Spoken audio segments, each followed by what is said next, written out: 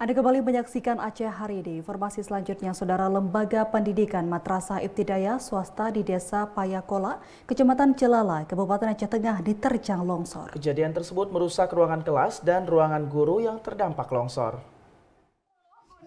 Bencana alam kembali terjadi di Kabupaten Aceh Tengah yang menimpa dua ruangan madrasah ibtidaiyah swasta di Desa Payakola, Kecamatan Celala, Kabupaten Aceh Tengah. Bencana alam ini merusak satu ruangan belajar siswa yang baru dibangun dan dinding ruangan guru. Kepala Madrasah Ibtidaiyah Swasta, Miss Enang-Enang Fatimah Sari mengungkapkan, pasca bencana yang terjadi, pihak sekolah terpaksa menggunakan ruangan darurat agar pelaksanaan belajar mengajar tetap berjalan.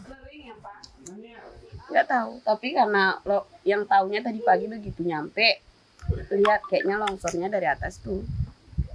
Ruang kelas, terus kantor. Kantornya pun kan yang di belakang tuh hancur. Tanahnya sampai ke sini. Semoga pemerintah bisa melihat semua fasilitas di sini agar anak-anak kami bisa mengikuti belajar sama seperti siswa yang lain.